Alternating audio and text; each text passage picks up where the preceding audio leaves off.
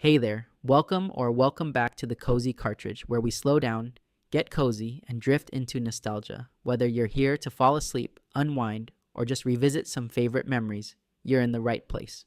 Tonight, we're diving into the original Pokemon Red and Blue versions on the original Game Boy, sharing dreamy facts, soft lore, and little things you might have missed. Fact 1. The very first Pokemon ever designed wasn't Pikachu. Most people think Pikachu was the original face of Pokemon, but that wasn't the case at all. In fact, the first Pokemon ever created during the design process was Raiden. You know, the big gray rock dinosaur with the drill on its nose? Raiden's design was meant to reflect early concepts of ancient creatures and legendary beasts. You can still see Raiden statues throughout the game, especially inside gyms and Pokemon centers. It's a quiet tribute to where it all began. A reminder that before the mascots and cartoons, there was a stone guardian watching over the world. Fact 2. There's a Pokemon in the game that technically doesn't exist. This ghostly glitch is known as Missing No, short for missing number. It appears when the game's programming gets confused, usually when a player performs a specific set of actions like flying from Viridian City to Cinnabar Island and surfing along the coast. Instead of a normal wild encounter, the game spawns this strange, scrambled Pokemon with jumbled sprites and odd stats. But the most famous part? Catching it would often duplicate your sixth item, leading to endless Master Balls or rare candies. Though it wasn't meant to be part of the game, Missing No became an unforgettable piece of childhood myth proof that sometimes the most fascinating things are born from mistakes. Fact 3. Lavender Town was unlike any other place in the game. When players first arrived, they were greeted by an eerie tune, high-pitched, slow, and haunting. Lavender Town didn't have a gym. It had a grave tower, Pokemon Tower, a place where trainers mourned their lost companions. Before you obtained the Seal Scope, the ghosts inside couldn't be identified or even touched. Just dark figures labeled Ghost that would shiver across the screen. It created a moment of helplessness in a game otherwise filled with control and confidence. And for many players, it was the first time a video game made them feel something strange, something sad. A spooky, respectful moment buried in pixel art. Fact 4. The original Pokemon games didn't track time. Unlike later games that featured day and night cycles or special Pokemon that appeared only in the evening or morning, Red and Blue existed in a timeless space. No matter when you played, the world was always bright. There was no in-game clock, no changing shadows, no need to sleep or rest. Just a frozen, perfect loop of daylight. And for a generation of kids playing late into the night under the covers, it felt like the game world matched their dreams, always awake when they were, always waiting for their return. Fact 5. You could only save one game at a time. Today, we're used to autosaves, cloud backups, and multiple save slots, but in 1998, Pokemon Red and Blue had only one file. That meant only one adventure. If a sibling or friend wanted to play, they'd have to delete your journey. Every badge, every Pokemon, every moment you'd earned. Many of us learned hard lessons about trust, boundaries, and the heartbreak of accidentally overwritten memories. It also made every choice feel more permanent, more important. There was no turning back. You and your team were bound by more than just pixels. You were bound by time. Fact 6. Some Pokédex entries were quietly chilling. Take a moment to think about Kadabra. In Red and Blue, its Pokédex entry claims it was once a human boy, who one day woke up transformed, psychic powers flowing through him. Another? Cubone, a small creature known for wearing the skull of its deceased mother. It's described as crying at night, longing for her. For a game aimed at kids, these little details were surprisingly emotional. The Pokédex wasn't just about stats, it told stories. Some whimsical, some mysterious, and some a little heartbreaking. These entries gave the world of Pokemon a deeper, almost mythical soul. Fact 7. You could get a Farfetch'd named Dux through a quirky in-game trade. In Vermilion City, there's a trainer who offers you a trade. They're Farfetch'd for your Spearow. If you accept, you'll receive a uniquely nicknamed Pokemon, Dux. No explanation, just Dux.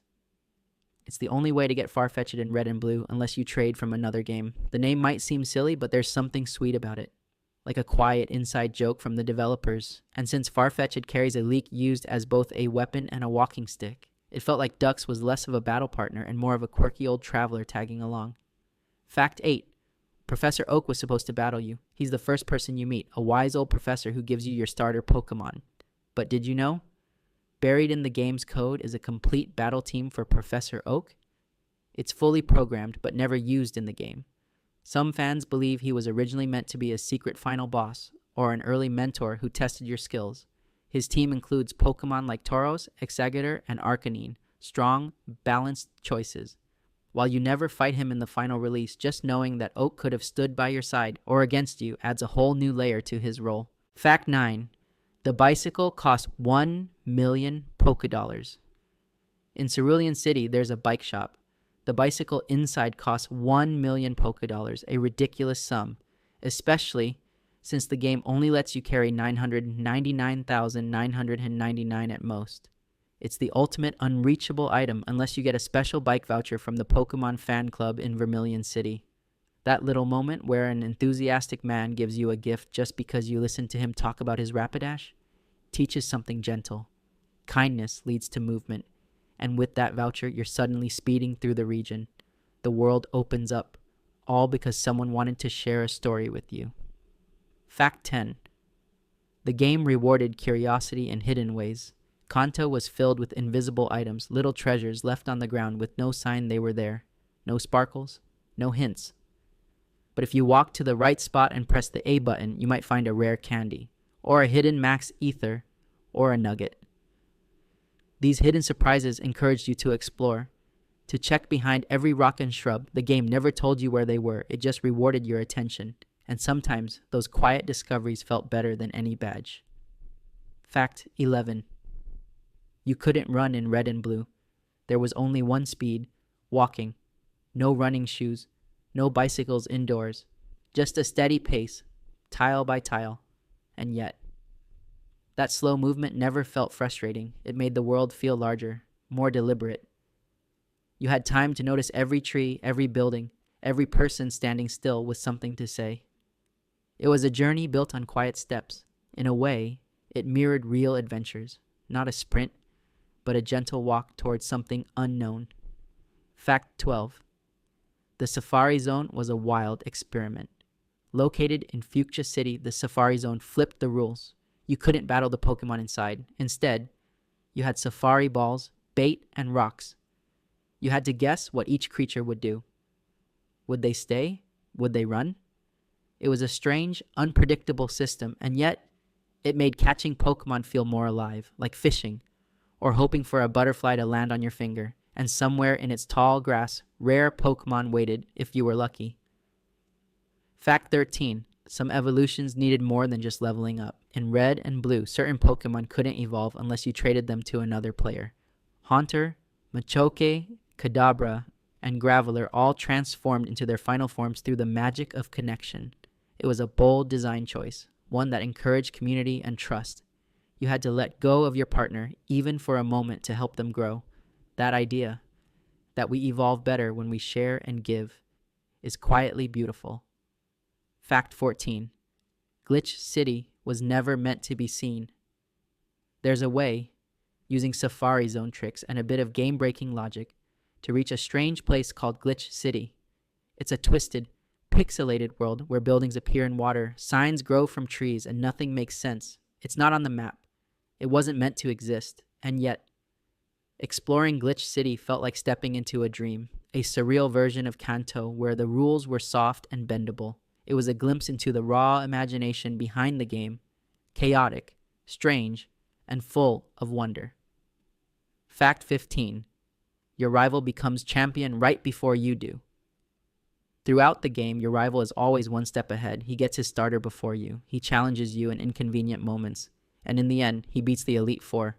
Moments before you arrive, for a brief time, he's the Pokemon champion, on top of the world.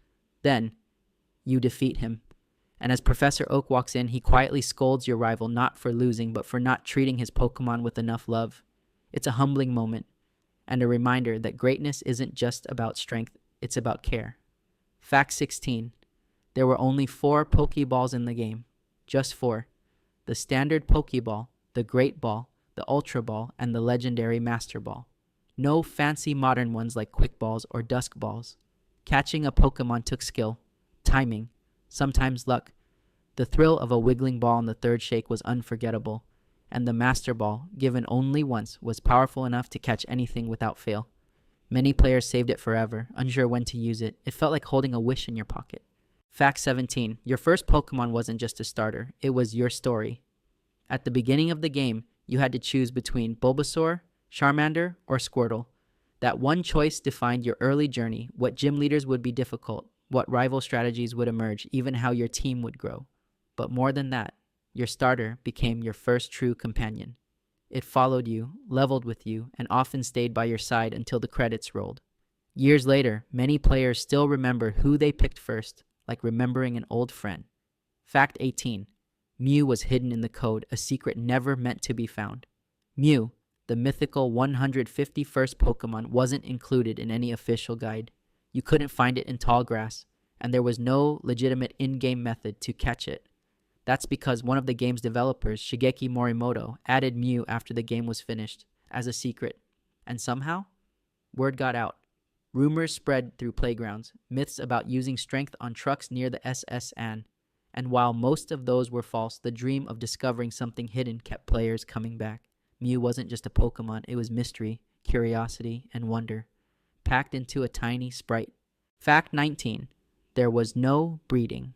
Back then, in the original Red and Blue, there was no daycare breeding mechanic. If you wanted a certain Pokemon, you had to catch it.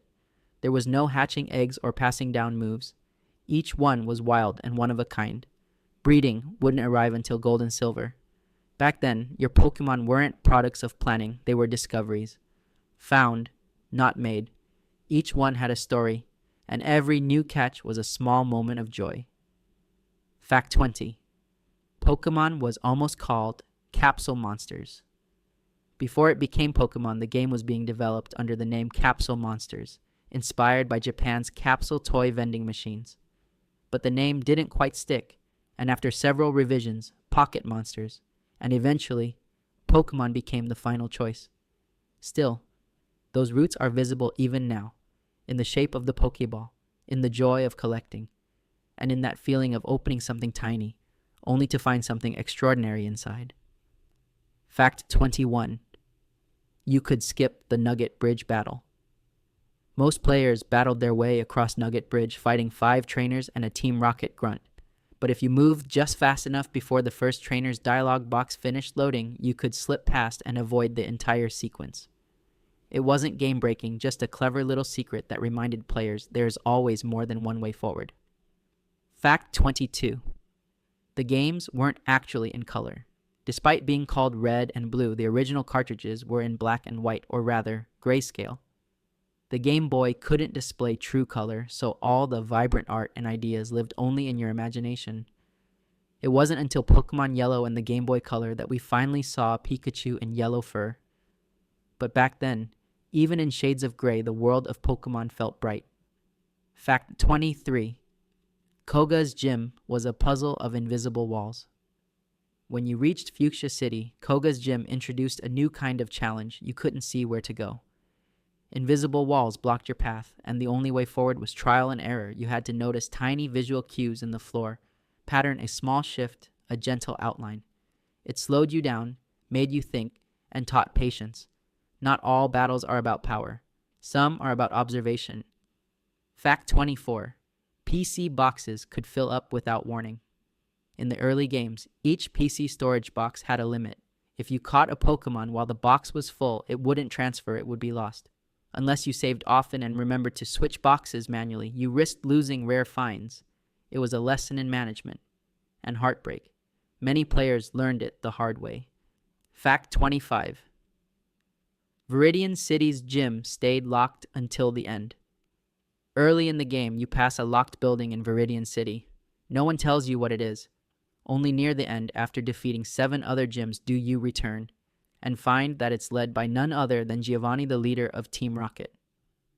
A full circle moment hidden in plain sight, waiting for your return. Fact 26. Psyduck's original name was Koduck.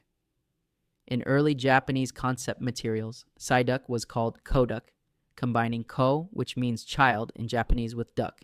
His dopey expression and chronic headache made him beloved, especially after his role in the anime. Whether he's Koduck or Psyduck, he's still the same lovable, confused companion. Fact 27. Your mom waited for you forever. In Pallet Town, your mother sends you off on your journey with love and then quietly stays in her little home. She never leaves, never changes, never asks you to come back. But if you visit, she always says the same thing. All boys leave home someday. It said so on TV. A strangely poetic line. She represents home itself, the safe place that never moves even when you do. Fact 28. The game's creator loved collecting insects. Satoshi Tajiri, the creator of Pokemon, grew up catching bugs in the Japanese countryside. He loved exploring, observing nature, and trading what he found with his friends. That same childhood wonder inspired the entire concept of Pokemon little creatures hiding in the tall grass, waiting to be discovered. Every Pokeball is like a glass jar from his childhood, holding a piece of wonder inside. Fact 29. Articuno, Zapdos, and Moltres were numbered clues. The legendary birds, Articuno, Zapdos, and Moltres all share a secret in their names. Uno, dos, and tres, Spanish for 1, 2, and 3. It was a gentle hint about the trio's relationship, their order, and the fact that they belonged together. A hidden naming trick that quietly tied them as siblings of disguise. Fact 30. TMs were one time only. Unlike today, most technical machines, TMs in red and blue, could only be used once. Choosing which Pokemon got each move felt like a big decision. Did you give Thunderbolt to your Jolteon or your Raichu? It wasn't just about stats, it was about trust, about imagining which Pokemon would carry that move with pride. Fact 31. The journey began in a room with a TV and a bed.